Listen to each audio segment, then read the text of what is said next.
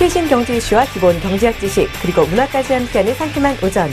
안녕하세요. 박진영의 경제돋보기. 저는 앵커 박진영입니다. 말과 칼의 공통점은 모두 사람을 다치게 할 수 있다는 겁니다. 이 아기를 가지고 사용하면 아주 치명적인 무기가 되곤 하죠. 그러나 또 이 말과 칼의 또 다른 공통점은 둘 다 사람을 살릴 수도 있다는 겁니다. 특히 이 따뜻한 말 한마디는 지친 이들에게 아주 좋은 치료제가 되곤 하죠. 오늘 하루 따뜻한 말 한마디 건네보시는 건 어떨까요? 10월 30일 목요일입니다. 박진영의 경제돋보기 지금 시작합니다.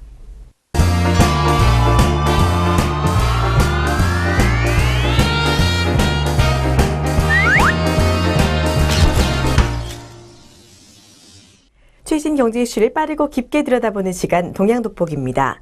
오늘은 요즘 활발하게 이루어지고 있는 크라우드 펀딩에 대해 알아보겠습니다. 5년 만에 가수 서태지 씨가 돌아왔습니다. 그의 9집 발매 기념 콘서트가 몇 주 전에 이 서울 잠실 올림픽 주경기장에서 열렸는데요. 이 콘서트장에는 2만여 명의 팬이 모였다고 합니다. 말 그대로 문화 대통령의 귀환이었죠. 이 서태지 콘서트는 앞으로 6번이나 더 예정이 되었다고 합니다. 이런 콘서트는 보통은요, 엔터테인먼트 전문 투자자가 돈을 대는데요. 그런데 이번 콘서트 투자비의 절반을 댄 건 바로 개미들이었다고 합니다. 개인 투자자 536명이 총 31억 원을 투자했는데요. 이는 1인당 580만 원 꼴입니다. 인맥도 정보도 없는 개인들이 서태지 콘서트에 투자할 수 있었던 건 바로 밸류 인베스트 코리아라는 회사 덕분이었다고 하는데요. 이 회사는 보험 대리점처럼 고객의 자산을 관리해주면서 일부를 유망한 벤처기업이나 콘텐츠 사업 등에 투자해 초과 수익을 추구하는데요. 이는 일종의 벤처 캐피털인 셈입니다. 사실 이 벤처 캐피털은 개인이 선뜻 투자하기가 어려운 분야입니다. 나무로 치면 이제 갓 나온 떡잎만 보고 투자를 결정하기 때문에 이 투자가 성공하면 높은 수익을 낼 수 있지만요. 그만큼 실패할 위험성도 높죠. 10개 기업에 투자하면 보통 2~3개 정도가 성공하는 정도라고 합니다. 그래서 이 벤처 캐피털은 기관과 연기금의 동무대입니다. 자금이 풍부해서 실패를 감내할 수 있기 때문이죠. 그런데 이 2011년 문을 연 밸류 인베스트 코리아의 고객은요, 100% 개미라고 합니다. 애널리스트와 기술 전문가 등으로 구성된 이 투자심사위원회에서 투자 대상을 고르면 회사에 소속된 1,500명의 재무설계사가 고객들에게 자금을 유치하는 거죠. 최소 투자 금액은 100만 원이라고 합니다. 사모펀드와 기관 위주였던 벤처 투자를 공모화한 셈인데요. 이렇게 고객 수만 명에게 모은 돈이 무려 2천억 원이라고 합니다. 말 그대로 티끌 모아 태산이 된 거죠. 대형 벤처 캐피털이 운용하는 자금이 보통 5천억에서 1조 원 정도니 이는 결코 적지 않은 금액입니다. 밸류 인베스트 코리아는 이 돈으로 지난 3년간 50여 개 기업에 투자했다고 합니다. 이 가능성은 있지만 실적이 없어서 기존 벤처 캐피털에서는 투자를 받기 어려운 기업이나 몇 년 뒤에 상장을 준비 중인 기업이 주요 투자 대상인데요. 새로운 암 치료제를 개발 중인 신라젠 그리고 게임 회사 블루사이드가 대표적입니다. 이런 서태지 콘서트 같은 콘텐츠 사업으로도 발을 넓히고 있는 건데요. 이는 아무리 뛰어난 기술도 5년 정도 지나면 경쟁력을 잃는다는 대표의 생각 때문이라고 합니다. 그래서 지난 8월 열린 가평의 자라섬 불꽃축제 그리고 서울 세종문화회관에서 열리고 있는 사진작가 세바스치앙 살가주 전시회가 바로 그 결과물이라고 할 수 있습니다. 여기서 만약에 자금이 더 모인다면 도로나 항만 같은 인프라 시설에도 투자할 수 있을 것이라고 하네요. 이렇게 불특정 다수가 돈을 모아서 기업이나 프로젝트에 투자하는 방식을 크라우드 펀딩이라고 합니다. 보통 인터넷이나 SNS를 통해 돈을 모으는데요. 밸류 인베스트 코리아처럼 오프라인을 활용하는 경우도 등장하고 있습니다. 이런 크라우드 펀딩은 투자 대상을 소비자가 직접 결정하고 소액 위주로 투자하기 때문에 리스크가 낮고 성공 확률도 높은 편이라고 합니다. 그러나 위험성도 있는데요. 이 크라우드 펀딩은 집행 과정이 불투명하거나 운용 인력의 전문성이 부족할 경우 투자 실패나 횡령으로 이어질 수도 있다고 합니다. 국내에서는 크라우드 펀딩을 허용하는 방안을 담은 자본시장법 개정안이 지난해 6월 발의된 상태라고 하네요. 이런 크라우딩 펀드 같이요, 기업이 온라인이나 오프라인을 활용해 기존 금융기관이 아닌 불특정 다수로부터 투자를 유치하는 방식은 해외에서는 벤처기업이나 스타트업 기업의 새로운 자금줄로 떠오르고 있습니다. 미국의 킥스타터나 인디고고, 그리고 영국의 저스트 기빙과 조파 등이 아주 대표적인 기업인데요. 2012년 미국을 시작으로 영국이나 이탈리아, 일본 등에서 크라우드 펀딩을 허용하는 법안이 제정되고 있다고 합니다. 이렇게 갈수록 펀딩 방법도 다양해지고 있는데요. 개미라고는 해도 모이면 큰일을 할 수 있게 하는 이 크라우드 펀딩, 앞으로의 그 다양한 활약 더 기대해봐도 좋겠습니다.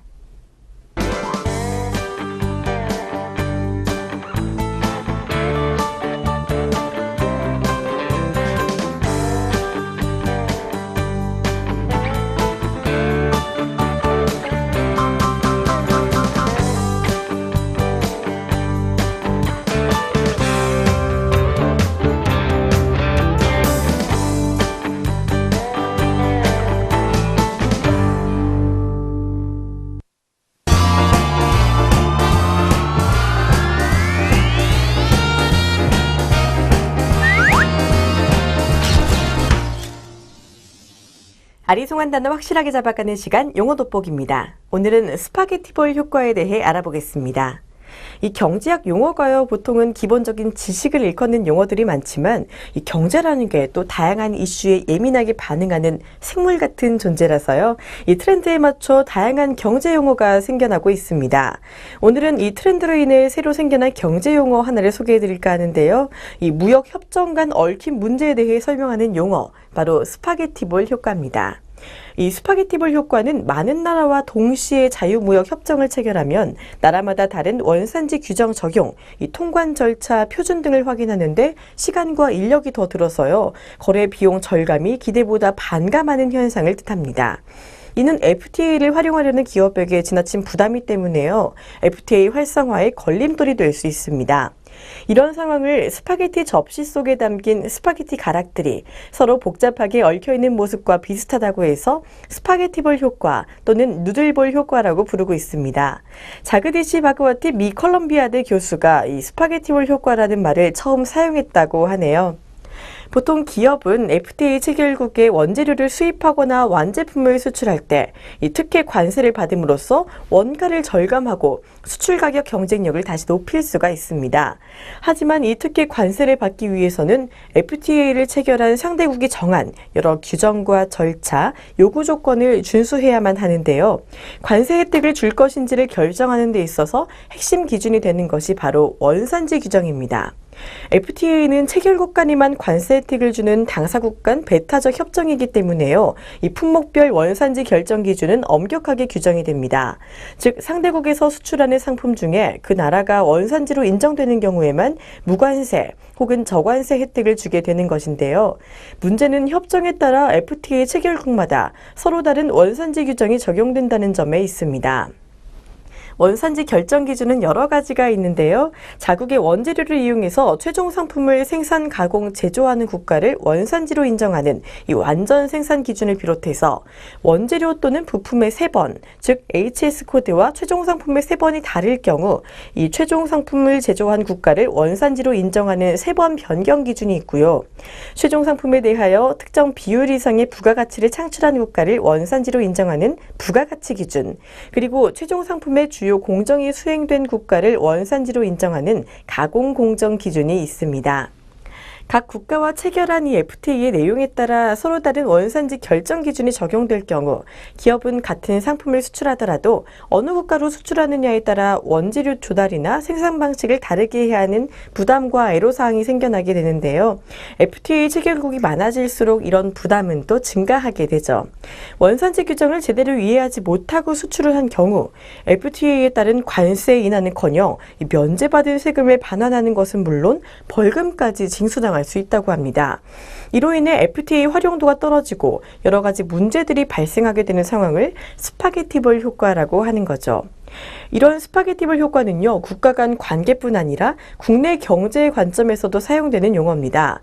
경제 현안에 대해서 관계부처 또는 행위자 간에 충분한 합의 없이 정책을 실시해서 혼선을 빚거나 경기 판단에서 정부와 민간 부문의 의견이 상충되어 혼란을 가중시키는 경우도 스파게티볼 효과라고 부른다고 하네요. 스파게티볼 효과의 사례도 여럿 있는데요. 먼저 이전 북미 자유무역협정인 나프타 발효 이후 멕시코 소재 자회사에서 자동차 부품을 수입해 특혜 관세를 적용받았던 포드사가요. 미국 세관이 요구한 원산지 증명 서류를 갖추지 못해 4,100만 달러에 이르는 벌금을 낸 사례를 들 수가 있습니다. 또한 한국은 지난해 12월 한호주 자유무역협정 협상이 사실상 타결됐다고 선언함에 따라 호주를 우리의 11번째 FTA 협상 협정국으로 이름을 올리게 됐는데요. 한국은 이미 미국과 EU, 아세안 등 대부분의 경제 권역과 FTA를 맺고 있습니다. 이에 따라 우리나라도 이 스파게티볼 효과에 대한 우려가 지속적으로 제기되어 왔죠. 우리나라의 사례로 들 수 있는 것 중에 하나는요, 바로 서울관세청이 태평양 무역협정의 협정문 중 원산지 증명에 대한 내용을 잘못 해석해서 인도산 다이아몬드 수입업체들이 부당하게 관세를 추징한 사건인데요. 이후 기획재정부의 조정으로 해당 업체들은 관세를 환급받을 수는 있었지만 당시 추징 금액이 3억 3천만 원이었던 것을 고려해보면 이 스파게티볼 효과가 얼마나 크게 작용하는지 파악할 수가 있습니다. 이런 사례에서 알 수 있듯이요, 국가 간의 관세를 없애고 자유로운 거래가 경쟁을 위해 만든 제도가 오히려 더 많은 비용을 발생시키고 있다는 점을 알 수 있는데요. 이는 특히 중소기업과 같은 경우에 타격이 더욱 크다고 할 수 있습니다. 기업 특성상 대기업과 달리 전문 인력 확보와 시간과 금전적인 투자, 그리고 생산 공정 변화 등의 신속한 대처에 대한 한계를 갖고 있기 때문이라고 볼 수 있기 때문입니다. 이 어마어마한 피해 금액을 불러오는 스파게티볼 효과, 이는 단순한 경제용어로 알고 넘어가기보다는요, 국가가 전체적으로 관심을 갖고 대안을 제시해야 하는 현상입니다. 실제로 관세청과 각종 무역을 담당하는 공사, 그리고 민간 기업들도 이를 예의주시하며 관찰하고 있다고 하는데요. 하지만 이에 대한 장기적이고 근본적인 문제를 해결할 대안으로는 아직 뾰족한 수가 나오고 있지 않다고 합니다. 따라서 문제에 대한 근본적인 해결을 위해 원산지 규정에 대한 체계적이고 제도적인 정비, 그리고 이에 대한 전문 인력을 양성하는 등의 장기적인 대응이 더욱 효과적인 대안이 될 것이라고 예측한다고 하네요. 또한 정부의 지원 서비스도 강화해야 한다는 의견도 나오고 있습니다. 모쪼록 이 무역 대상국이 많아질수록 이런 스파게티볼 효과는 자주 발생할 수 있는데요. 이로 인한 큰 손해가 지지 않도록 이 각 측면에서 주의를 기울일 필요가 있겠습니다.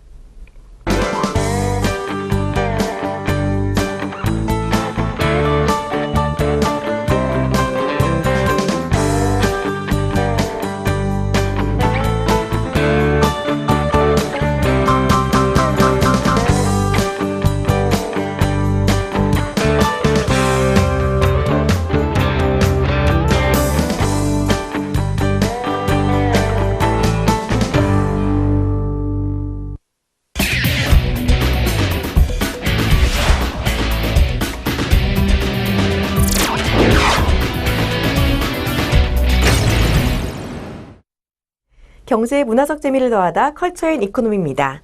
오늘은 이색 전략으로 시장을 창출해 나가는 특이한 기업들에 대해 소개해 드리도록 하겠습니다. 이 기업하기 어려운 이유 정말 무궁무진하게 많죠. 하지만 이 약육강식의 정글 속에서도 시장을 새로 만들어 나가는 기업들이 있습니다. 바로 이색 전략으로 운명을 개척하는 괴짜 기업들입니다. 오늘은 이런 특이한 기업들을 통해서요, 색다른 방법으로 시장을 창출해 나가는 생존 비결을 들여다보겠습니다. 먼저 보안 허점을 찾기 위해 해킹을 허용한 이 테슬라의 사례입니다. 지난 7월 중국에서 열린 전자기기 보안 컨퍼런스에서요, 이 세계 최대 전기차 회사인 미국의 테슬라가 깜짝 발표를 했는데요. 전기차 모델 S를 해킹하는 해커에게 상금 1만 달러를 주겠다는 것이었습니다. 테슬라의 전기차는 해커들에게 뚫릴 리 없다는 자신감의 발로였죠. 하지만 이 기대는 하루 만에 무너졌는데요. 문을 열고 닫거나 전조등을 켜고 끄는 것, 그리고 경적을 울리고 썬루프를 조작하는 것까지 이 모델 S는 해커 앞에서 완전히 무방비 상태가 되었습니다. 충격을 받은 테슬라는 작년에 미국 라스베이거스에서 열린 세계 최대의 해킹 대회 데프콘에 참가한 해커들에게 이색 제안을 했습니다. 바로 해킹을 해달라는 것이었습니다. 해커들을 역이용해서 보안 허점을 찾아내겠다는 발상이었던 거죠. 해커들에게는 백금으로 친한 기념 주화와 공장 투어를 내걸었습니다.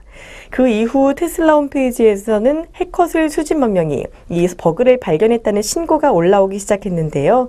이뿐만이 아닙니다. 이 회사의 CEO인 앨런 머스크는 지난 6월 아예 테슬라가 보유한 특허를 모두 공개하겠다고 밝히기도 했는데요. 특허를 공개해 시장 참여자를 높인다면 그만큼 빠른 속도로 전기차 시장이 커질 거라는 계산을 깔아놓은 것입니다. 정말 일반적인 기업의 전략과는 정반대의 전략을 취하는 기업이라고 볼 수 있겠네요. 다음으로는 이 과자와 요거트로만 334억 원의 매출을 낸 미셸 앤 오기스탱입니다. 미셸 앤 오기스탱의 공동 경영자는 진짜 맛을 내는 과자를 만들어 보자며 위기투합한 이 중학교 동창 오기스탱 팔루엘 마르몬과 미셸 드 로비라입니다. 그들은 화학 첨가물 없이 사브레 과자를 만들기로 했지만요. 이 마땅한 장소가 없었다고 하는데요. 과자를 구울 수 있는 오븐이나 가게를 빌릴 수 있는 돈이 없었던 이들이 생각해낸 건 바로 갖춰진 제과점의 주방이었습니다. 한밤중에는 이 파리 시내 제과점들이 모두 문을 닫으니 널려있는 것이 주방이라고 생각을 한 거죠. 이렇게 꿈 많은 청년 사업가들에게 마침 파리 시내에 있는 제과점 몇 곳이 주방을 빌려주기로 하면서요. 이들의 사업에 탄력이 붙기 시작했습니다.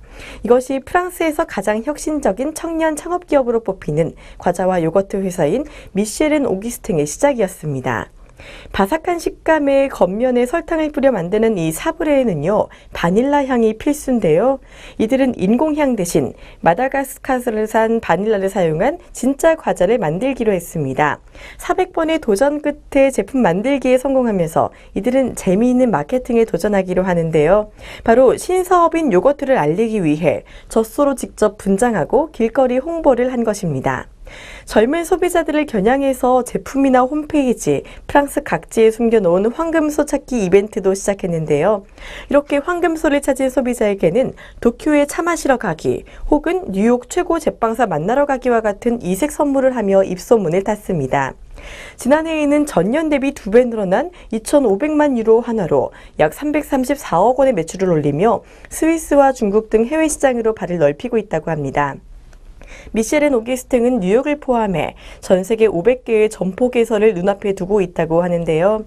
이런 성공 스토리는 성공적인 청년 창업을 위해 생산시설을 세우지 않는 전략으로 초기 비용을 줄이는 등 선택과 집중이 필요하다는 점을 배울 수 있는 사례라고 볼 수 있습니다.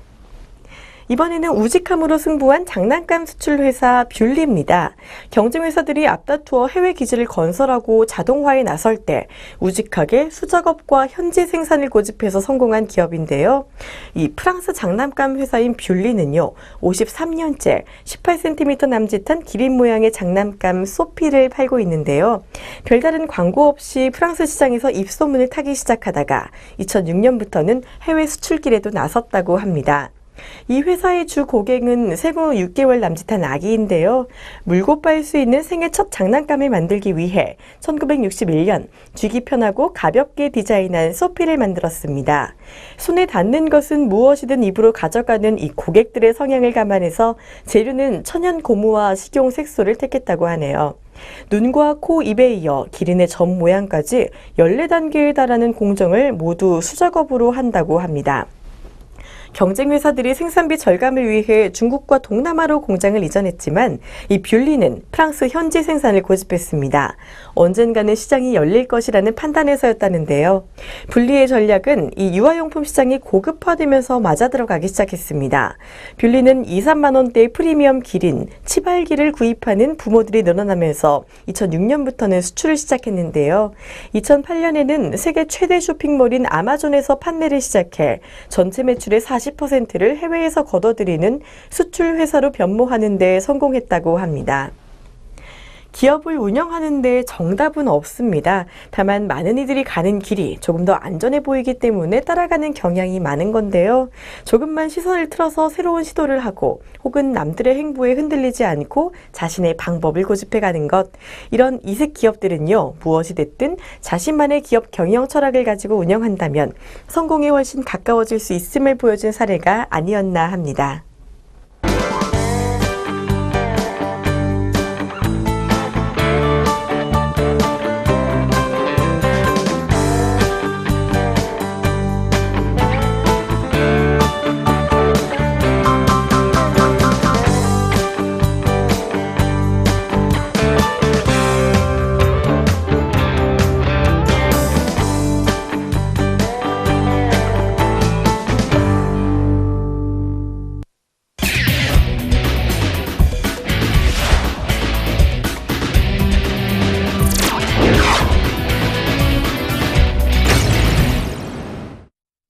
주목할 만한 주식 소개해드리는 주식 한마디 시간입니다. 오늘은 인팩에 대해 알아보겠습니다. 오늘 국내 친환경차인 전기차 관련주 중 자동차 부품 관련주 한 종목을 살펴볼 텐데요. 오늘의 종목 인팩입니다. 인팩의 사업 부문은 크게 기계식 테이블, 안테나 노즐, EPB, ECS로 구성되어 있습니다. 기존 기계식 케이블과 밸브 전문 업체에서 연비 향상 이슈가 대두되면서요. 기계식에서 전자식 첨단 부품으로 진화하고 있다고 하네요. 완성차 전장화 증가 추세와 연비 향상 트렌드가 맞물려서 신규 아이템의 고성장이 동사 실적을 견인할 것으로 전망된다고 합니다. 인팩의 핵심 투자 포인트는 이렇듯 전자 파킹 브레이크, 액투에이터 등 고부가가치 전장화 제품의 매출 비중이 증가하고 있다는 건데요.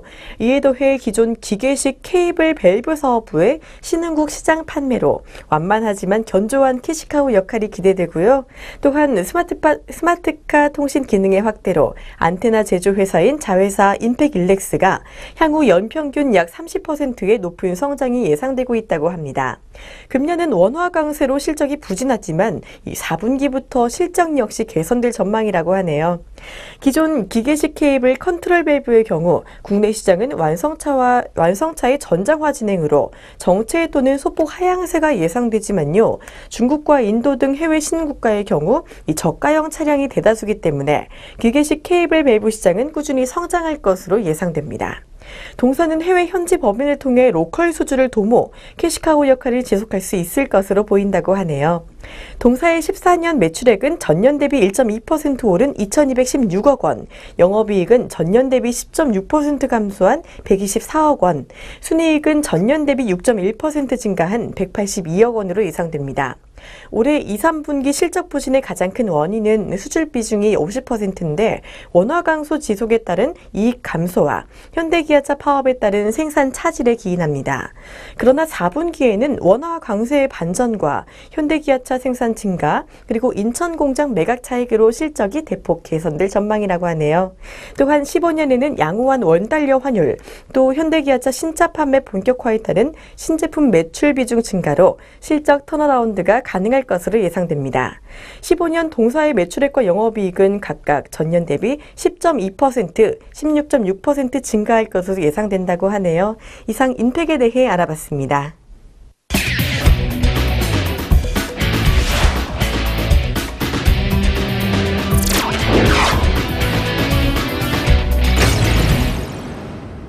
경제적으로 사느라 지친 삶 가운데 쉼표가 되는 시간 3분 문학충전입니다. 오늘은 동심을 불러일으키는 작품 하나 소개해드릴까 합니다. 이 어릴 적의 추억은요, 다 큰 어른들에게도 아주 따뜻한 마음을 불러오곤 합니다. 겉으론 유치하다고 말할지라도 속에는 누구나 소년, 소녀의 감성이 자리 잡고 있죠. 얼마 전에 석촌호수에 온 어버덕만 봐도 그런데요. 그 큰 오리를 보러 참 많은 사람들이 다녀가는 걸 보면서 이 동심이라는 게 정말 많은 이들에게 희망을 준다는 사실을 확인할 수 있었죠. 그래서 오늘은 많은 분들이 어릴 적부터 좋아하셨을 작품 준비했습니다. 너무나도 유명하죠. 프랑스의 작가 생텍쥐데베리의 소설 어린 왕자입니다. 먼저 본문 중에 일부를 들려드리도록 하겠습니다.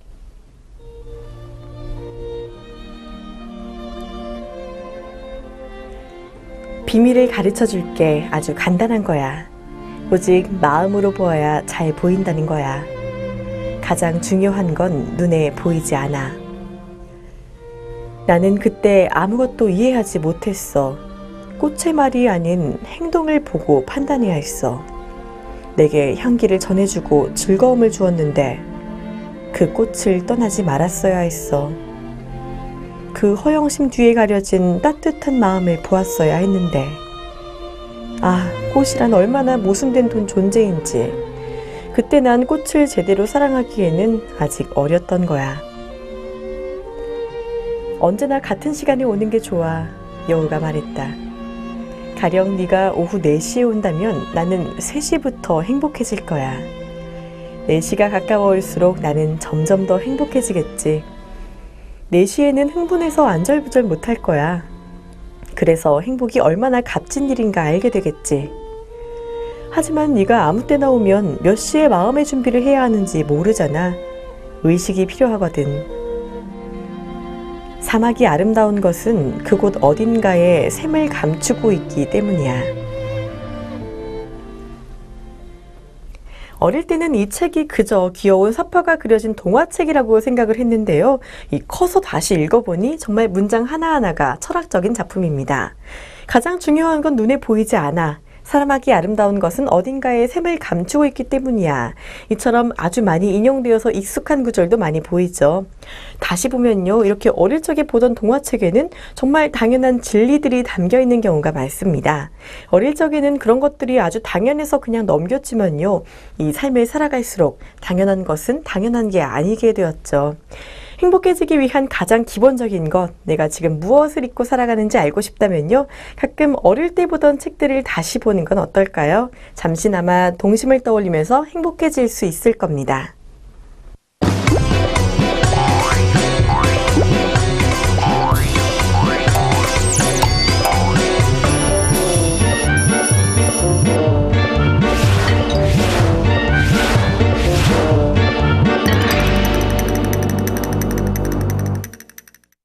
하루하루 큰일 없이 온전히 살아있다는 것, 어찌 보면 정말 대단한 일입니다. 이렇게 소중한 스스로에게 가끔은 선물을 주는 것도 좋지 않을까요? 오늘도 좋은 하루 보내시길 바라면서요. 저는 내일 다시 찾아뵙겠습니다. 여러분 고맙습니다.